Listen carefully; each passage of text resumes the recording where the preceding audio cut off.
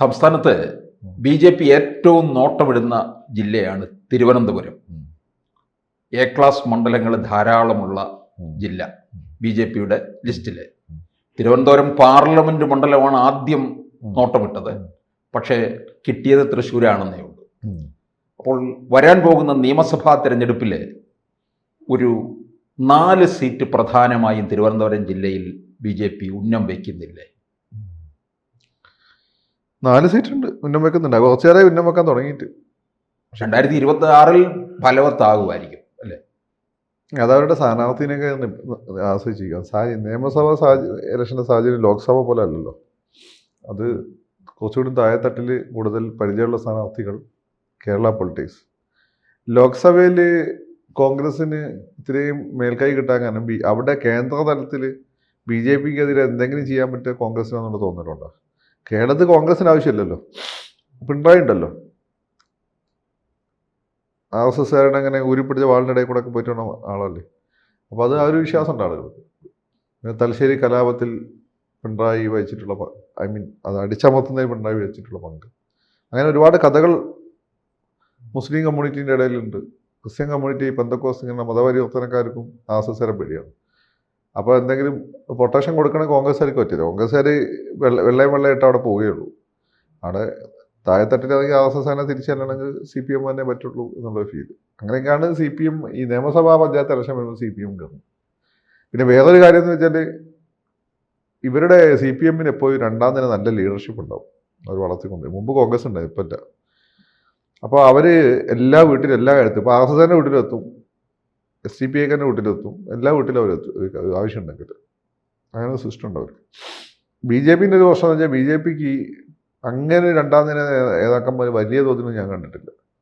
പിന്നെ അവർ എപ്പോഴും കോൺഗ്രസിനെ മാതൃകയാക്കി. ഒരു നേതാവ് ഉയർന്നു വന്നു കഴിഞ്ഞാൽ പിന്നെ അയാൾ ഇന്നോവയെന്ന് ഇറങ്ങിയില്ല. ഫുള്ളി ഒന്ന് ഇന്നോവ അല്ല, ഇപ്പോൾ കിയാണ്. ഒന്ന് ഇന്നോവ അല്ലേ കിയ ഇതിലേതെങ്കിലും വണ്ടിയുണ്ട്. ബി.ജെ.പിക്കാർ ഈ കമ്മ്യൂണിസ്റ്റുകാർ അങ്ങനെയല്ല. ഇപ്പോൾ നിങ്ങൾ ഈ പറഞ്ഞിട്ടുള്ള കടകംപള്ളി സുരേന്ദ്രൻ ഒരു ഹോണ്ടയുടെ ഗിയർലെസ് സ്കൂട്ടറിൽ ആ ഉൾനാട്ടിലൊക്കെ പോകുന്നതാണ്. അപ്പം അങ്ങനെ ഒരു ബന്ധം അവർ 1-to-1 റിലേഷൻഷിപ്പ് ഉണ്ടാവും. ശിവൻകുട്ടി ഇതുപോലെ ആ നാട്ടുകാരായിട്ട് 1-to-1 റിലേഷൻഷിപ്പ് ഉള്ള ഒരാളാണ്. പിന്നെ കഴക്കൂട്ടം, നേമം, വട്ടിയൂർക്കാവ് പ്രശാന്ത് എന്ന നാട്ടുകാരനല്ല. പ്രശാന്ത് സാമുദായിക സമവാക്യങ്ങൾ വെച്ചുകൊണ്ട് അവിടെ ജയിക്കേണ്ട ആളുമല്ല. പക്ഷേ പ്രശാന്ത് അവിടെ ജയിച്ചപ്പോൾ അതുവരെ എന്താണ് കോൺഗ്രസുമായിട്ട് 2-3 സ്ഥാനം ചെറിയ വ്യത്യാസം ഉണ്ടായിരുന്നു.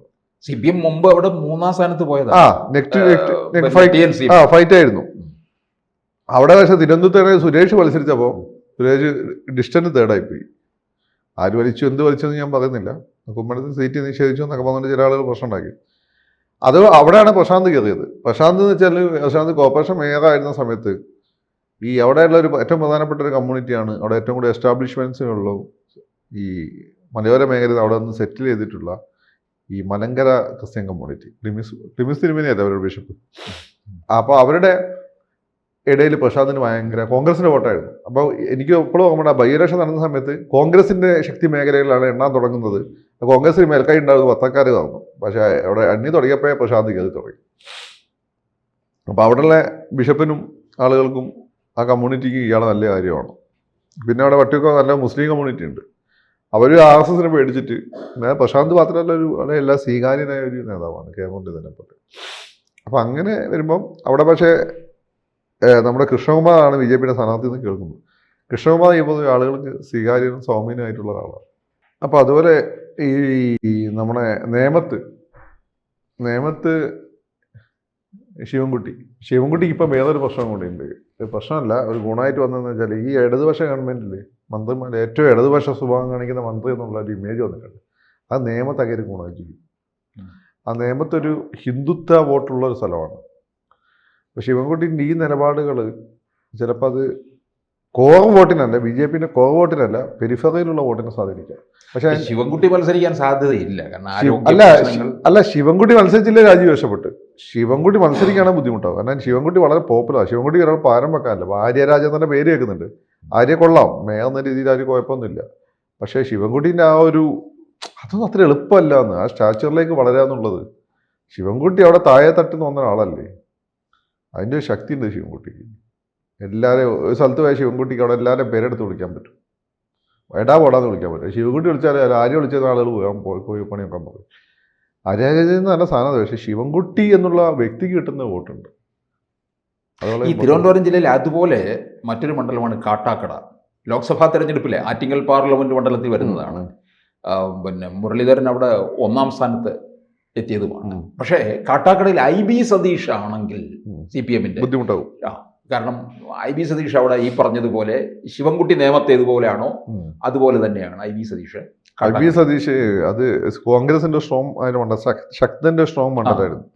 സത്യത്തിൽ ഈ തിരുവനന്തപുരം കോൺഗ്രസ് ഭരണം നഷ്ടപ്പെടാൻ ഒരു പ്രധാനപ്പെട്ട കാരണവും തിരുവനന്തപുരത്ത് അവരുടെ ചില സ്ട്രോങ് ആയ മണ്ഡലങ്ങളുണ്ടായിരുന്നു. വർക്കല കഹാവ്, നെടുമങ്ങാട് കാർത്തികേയൻ, പിന്നെ കാർത്തികേയൻ്റെ മോൻ ശക്തൻ അവിടെ, അതുപോലെ തന്നെ വിൻസെൻ്റ് ഇവിടെ. വിൻസെൻ്റ് മാത്രമേ ഇപ്പോൾ ഉള്ളൂ, ബാക്കി എല്ലാ സീറ്റുകളും പോയി. ഇത് ഇവരുടെ ഒരു സ്ട്രോങ് ഹോൾഡായിരുന്നു.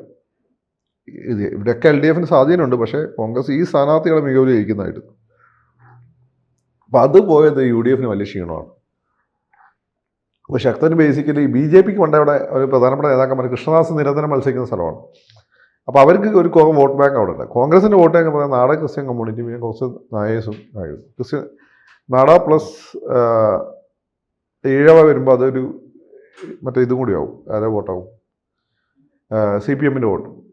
അപ്പോൾ ശക്തൻ ദുർബലനായതോടുകൂടി ഈ നാട വോട്ടുകളിലേക്ക് വൻതോതിൽ ഈ CSI വോട്ടുകളിലേക്കൊക്കെ ആർക്ക് കയറാൻ പറ്റി? CPM IB സതീശൻ കയറി. IB സതീശ് വൺസ് അത് കൊടുത്തതിന് ശേഷം IB സതീശൻ പിന്നെ നമ്മൾ നഗരത്തെ കണ്ടിട്ടേ ഇല്ല, ഫുൾ ടൈം അവിടെയാണ്. അയാൾക്ക് എല്ലാവരും ശിവൻകുട്ടിനെ കൊണ്ട് വന്നതിൻ്റെ കാര്യമാണ്. അപ്പം IB-ക്ക് പകരം വേറെ സ്ഥാനാർത്ഥി വന്നു കഴിഞ്ഞാൽ ചിലപ്പോൾ അത് ആ രീതിയിൽ പോകണമെന്നില്ല. IB-യുടെ ജലസമൃദ്ധി പരിപാടി വലിയ IB പണ്ടത്തെ DYFI-ക്കാരാണ്. അതിൻ്റെ ഗുണം IB ഉണ്ട്. BJP-യെ സംബന്ധിച്ചിടത്തോളം കോൺഗ്രസ് ജയിക്കാൻ സാധ്യത ഇല്ലാത്ത സാഹചര്യത്തിൽ ഈ കോൺഗ്രസ്സിന് കിട്ടേണ്ട നായർ വോട്ടുകൾ, അല്ലെങ്കിൽ കുറച്ച് ഈഴവ വോട്ടുകൾ, ഇതൊക്കെ BJP-യിലേക്ക് ഷിഫ്റ്റ് ചെയ്യും. അതാണ് BJP-യുടെ ഒരു അഡ്വാൻറ്റേജ്. അവിടെ പക്ഷേ സ്ഥാനാർത്ഥി വളരെ നിർണ്ണായകം. IB ആണെങ്കിൽ നോക്കിയിട്ട് കാര്യമില്ല. പിന്നെ വേറെ ഒന്ന് ഈ പറയുന്ന കോവളമാണ്. കോവളം അങ്ങോട്ട് ഇങ്ങോട്ട് സിങ് ചെയ്യുന്നതിനുണ്ടല്ലോ. പക്ഷേ അവിടെ ഈ ശിവൻകുട്ടി തന്നെ പോപ്പുലറാണ്. അവിടെ കോൺഗ്രസിൻ്റെ MLA വിൻസെൻ്റ്. ഇപ്പോൾ തിരുവനന്തപുരം ജില്ലയിൽ കോൺഗ്രസിന് ഒരു MLA ഉള്ളൂ, അത് വിൻസെൻ്റാ. അപ്പോൾ വിൻസെൻറ്റിനെതിരെ ആര് മത്സരിക്കുന്നു എന്നുള്ളത് വളരെ നിർണ്ണായകമാണ്. BJP അവിടെ തിരുവനന്തപുരത്ത് അവരുടെ ഏറ്റവും സ്ട്രോങ് ഹോൾഡ് ആയിട്ടുള്ള കല്ലിയൂർ പഞ്ചായത്ത് ശരിക്കും അത് നിയമത്തിൽ വരേണ്ടതാണ്. BJP ഏൽപ്പിക്കേണ്ടതെന്ന് വിചാരിച്ചിട്ട് വെട്ടി അങ്ങോട്ടാക്കിയതാണ്. ഈ കല്ലിയൂർ പഞ്ചായത്ത് അവിടെയാണ് കിടക്കുന്നത്. വളരെ സുരേഷിൻ്റെ എൻ്റെയൊക്കെ വോട്ട് അവിടെയാണ്, കല്ലിയൂർ പഞ്ചായത്തിലാണ്. അപ്പോൾ അതവിടെയാണ് കിടക്കുന്നത്. അപ്പം അവിടെയും BJP നിരന്തരമായിട്ട് ഗ്രൗണ്ട് ഉണ്ടായിക്കൊണ്ടിരിക്കുന്ന സ്ഥലമാണ്. അവിടെ സ്ഥാനാർത്ഥി ആരാന്നുള്ളത് നിർണ്ണായകമാണ്. ചിലപ്പോൾ മുമ്പത് BDGS-ന് കൊടുത്തപ്പോൾ അവിടെ നല്ല പെർഫോമൻസ് ആയിരുന്നു. ഇപ്പോൾ BDGS-ന് തന്നെ കൊടുക്കുമെന്ന് അറിയില്ല. നല്ല ഈഴവ കമ്മ്യൂണിറ്റി നല്ല കോൺസെൻട്രേഷൻ ഉള്ള സ്ഥലം കൂടിയാണ്. അപ്പോൾ BJP-യുടെ ഉന്നതം എന്ന് പറയുന്നത് നേമം, കഴക്കൂട്ടം, വട്ടിയൂർക്കാവ്, അതുപോലെ കാട്ടാക്കട, തിരുവനന്തപുരം സെൻട്രലും BJP-ക്ക്. തിരുവനന്തപുരം സൗത്ത് BJP-ക്ക് രാജേട്ടൻ 2014 4 സീറ്റുകളിൽ ലീഡ് ചെയ്താണ് ഈ 4 സെഗ്മെൻറ്റിൽ. ഇവിടെ എന്തുകൊണ്ട് രാജീവ് കഴിഞ്ഞവണ്ണം ലീഡ് ചെയ്തില്ല, വലിച്ചു. സെൻട്രലിലെ സൗത്ത് അല്ലേ മണ്ഡലം, നമ്മളെ ആന്റണി രാജുവിൻ്റെ മണ്ഡലം. അവിടെ ആന്റണി രാജു ജയിച്ചത് കഴിഞ്ഞാൽ കഴിഞ്ഞ തവണ ലാറ്റിൻ കമ്മ്യൂണിറ്റിയുടെ പൊതുവെ കോൺഗ്രസിന് കിട്ടുന്ന വോട്ടുകളുടെ കൺസോളിഡേഷൻ ആന്റണി രാജു അനുകൂലമായിട്ടുണ്ടായി. ആന്റണി രാജുവിനെ ജയിപ്പിക്കാന്നുള്ള തീരുമാനം അവർക്കുണ്ടായി. ദലീമ, ആന്റണി രാജു ഇവരൊക്കെ ജയിപ്പിക്കാൻ ലാറ്റിൻ കമ്മ്യൂണിറ്റി തീരുമാനിച്ചായിരുന്നു. അതിൻ്റെ ഒരു ഗുണം കൊണ്ടാണ് ജയിച്ചത്. പക്ഷേ ഇപ്പോൾ എതിർപ്പുമുണ്ട്. ഇത് ആന്റണി രാജുവിൻ്റെ കാര്യം വെച്ചാൽ അങ്ങനെ കേപ്പബിളാണ്. പക്ഷെ ആളുകളുമായിട്ട് അത്ര മൂപ്പര് അറിയാലോ, മൂപ്പര് ഒരു രീതി നല്ല ഒറേറ്റർ, നല്ല ഡിബേറ്ററൊക്കെയാണ്. പിന്നെ ആളുകളെ ബന്ധം എങ്കിൽ ഇപ്പോൾ ഒരു ശിവൻകുട്ടീനെ പോലുള്ള ബന്ധമല്ല, അതാണ് കാര്യം. അപ്പോൾ അതുകൊണ്ട് അവിടെ BJP-യുടെ സ്ഥാനാർത്ഥി ആരാന്നുള്ള നിർണ്ണായകമാണ്. നല്ല സ്ഥാനാർത്ഥിനകത്ത് ജയിക്കാൻ പറ്റാവുന്ന ഒരു മണ്ഡലമാണ്. BJP-ക്ക് വേള ഒരു സോഷ്യൽ എഞ്ചിനീയറിങ്ങിനെ പറ്റിയൊക്കെ ആലോചിക്കാൻ പറ്റുന്ന ഒരു മണ്ഡലമാണ്. 2016 അവർ ശ്രീശാന്തിനെയാണ് ഇറക്കിയത്. അവിടെ ശ്രീശാന്ത് നന്നായി വോട്ടടിച്ചല്ലോ. കൊച്ചിയിൽ നിന്ന് അത്രയും വോട്ടടിച്ചില്ലേ അയാൾ. അങ്ങനെ എന്തെങ്കിലും ഒരു സോഷ്യൽ എഞ്ചിനീയറിംഗ് അങ്ങനെ ഏതെങ്കിലും ഒരു സർപ്രൈസ് സ്ഥാനാർത്ഥി നോക്കി അവിടെ ജയിക്കാൻ പറ്റും. അതുപോലെ മുരളീധരൻ്റെ കാര്യം, മുരളീധരനും മറ്റേ ഇയാളും വരുമ്പോൾ, കടകംപള്ളിയും വരുമ്പോൾ രണ്ടുപേരും ഒരേപോലെ പോപ്പുലറാണ്. കടകംപള്ളി മത്സരിക്കാൻ സാധ്യതയില്ല എന്നാണ് അറിയുന്നത്. 2 ടൈം കഴിയുന്നു. അതാ 2 ടൈമൊന്നും ഇപ്പോൾ ബാധകമല്ല. ചില സീറ്റുകളിൽ ജയിക്കണമെങ്കിൽ ചില ആളുകൾ 3ാമത് മത്സരിക്കണമെങ്കിൽ മത്സരിക്കും. ചിലരെ മാറ്റണമെങ്കിൽ 1ാമതാണെങ്കിൽ പോലും മാറ്റും. അപ്പോൾ IB സതീഷ് എന്തായാലും 3ാമത് മത്സരിക്കുന്ന സാധ്യത. ഇവരെല്ലാം തന്നെ ഇപ്പോൾ പിണറായി ഫൈനലി എന്ത് തീരുമാനം എടുക്കുമെന്ന് പറയാൻ പറ്റില്ല. കാരണം എന്താ വെച്ചാൽ ജയമാണ് പ്രധാനം. അതിനിപ്പം ശിവൻകുട്ടിയാണെങ്കിൽ ശിവൻകുട്ടി തന്നെ നിൽക്കുമെന്നാണ് എനിക്ക് തോന്നുന്നത്. അല്ലെങ്കിൽ ഈ ഇലക്ഷൻ അത്ര സീരിയസ് ആയി കണ്ടില്ല എന്ന് വിചാരിക്കും. അതിലേക്ക് അത്രയും കോൺഫിഡൻസ് ഉണ്ടെന്ന് വിചാരിക്കും. അതാണ് കാര്യം. അങ്ങനെ പകരം ആളെ വളർത്തിക്കൊണ്ട് വരില്ല, അത്ര എളുപ്പമല്ലത്. ഉദാഹരണമായിട്ട് കടകംപള്ളി മത്സരിച്ചില്ലെങ്കിൽ അവിടെ മത്സരിക്കുന്ന ആൾ പ്രശാന്ത നാട്ടുകാരനാണ്, അവിടുത്തെ കോർപ്പറേഷൻ സെഗ്മെൻറ്റിൽ ജയിച്ചു വന്ന ആളാണ്. പക്ഷെ നമ്മൾ നിങ്ങൾ ഇവിടെ ആരും നോക്കും വട്ടിയൂർക്കാവിൽ പ്രശാന്ത് അവിടെ എന്തായാലും പ്രശാന്ത് നന്നായി പെർഫോം ചെയ്യും. പ്രശാന്ത് ഭയങ്കര പോപ്പുലറാണ്. മുരളീധരനും ഈക്വലി പോപ്പുലറാണ്. കോൺഗ്രസിനെ സംബന്ധിച്ചിടത്തോളം അവിടെ അങ്ങനെ വെക്കാൻ പറ്റിയൊരു ഫേസ് അവിടെ ഇല്ല. വാഹിദ് ലേശം ഫേസ് ഇല്ല അവർ. പക്ഷെ മുരളീധരൻ വട്ടിയൂർക്കാവ് മത്സരിക്കാൻ തയ്യാറാകത്തില്ല. കാരണം അല്ല, അവിടെ അപകടം നിൽക്കുന്നുണ്ട് എന്ന് മനസ്സിലാക്കുന്നുണ്ട്. അല്ല, ഞാൻ ആ മുരളീധരനല്ല പറഞ്ഞത്. അല്ല, വട്ടിയൂർക്കാവ് കെ മുരളീധരൻ്റെ കാര്യം. കെ മുരളീധരൻ ഏതെങ്കിലും ഗുരുവായൂർ പരിഗണിക്കുന്നത് കേട്ടു. ഇനി പറയാൻ പറ്റില്ല. മുരളിയെ തോൽപ്പിക്കാനാണ് ഉദ്ദേശമെങ്കിൽ വട്ടിയൂർക്കാവ് കൊണ്ട് ചേർത്താലും മതി. പിന്നെ പ്രശ്നം മുരളി നിന്ന സമയത്തുനിന്ന് മാറി പുതിയൊരു ജനറേഷൻ വന്നു കഴിഞ്ഞു. ആ പുതിയ ജനറേഷനെ സംബന്ധിച്ചിടത്തോളം മുരളി എന്നല്ല പ്രശാന്തൊക്കെയാണ് അവർക്ക്. മുരളിക്ക് ട്രഡീഷണൽ വോട്ടേ പിടിക്കാൻ പറ്റുള്ളൂ. ഇപ്പോൾ കൃഷ്ണകുമാറിനെ സംബന്ധിച്ചിടത്തോളം cutting across political and religious spectrum ഒരു സ്വാധീനമാക്കുന്നുണ്ട്. സീരിയൽ നടൻ അയാൾ ആദ്യത്തെ സീരിയലിൽ വില്ലനായിട്ടാണ് വന്നത്. പക്ഷെ എങ്കിൽ പോലും സ്ത്രീകൾക്ക് അങ്ങനെ ഭയങ്കര ഇഷ്ടമാണ്. സൗമ്യമായ ശബ്ദം. പിന്നെ അങ്ങനെ ഹിന്ദുക്കളുടെ ഇടയിൽ ഒരു വിപ്ലവകാരിയാണ്. കല്യാണം കഴിച്ച് ഈഴവേനയാണ്. മക്കളാണ് വളരെ മോഡേണാണ്. മക്കളൊക്കെ യൂട്യൂബ് ചാനലൊക്കെ ഭയങ്കര ഹിറ്റാണ്. അടുത്ത് രണ്ടാമത്തെ മോളുമായിട്ട് ബന്ധപ്പെട്ട ഒരു വിവാദം ഉണ്ടായപ്പോൾ സമൂഹം മൊത്തം അങ്ങേരുടെ കൂടെ വന്നു. അതൊക്കെ അങ്ങേരുടെ സക്സസ് ആണ്. അപ്പോൾ അതുകൊണ്ട് അത്ര എളുപ്പമായിരിക്കില്ല. കൃഷ്ണകുമാർ ആണെങ്കിൽ ഇപ്പം ഫുൾ ടൈം മണ്ഡലത്തിലാണ് കേട്ടിട്ടുള്ളത്. ഈ BJP ആണ് പറയാൻ പറ്റിയത്. ഈ കൃഷ്ണകുമാറിനോടൊരു ഗോരഖ്പൂർ പോയി മത്സരിക്കാൻ പറയും. അങ്ങനെയാണ് പൊതുവെ കണ്ടിട്ടുള്ളത്. ഈ BJP CPM നമുക്ക് ബോധിക്കാൻ പറ്റാത്ത പാർട്ടിയാണ്. കൃഷ്ണകുമാറിനോട് പോയിട്ട് ചിലപ്പോൾ എവിടെ മത്സരിക്കാൻ പറയും, ചെങ്ങന്നൂർ മത്സരിക്കാൻ പറയും.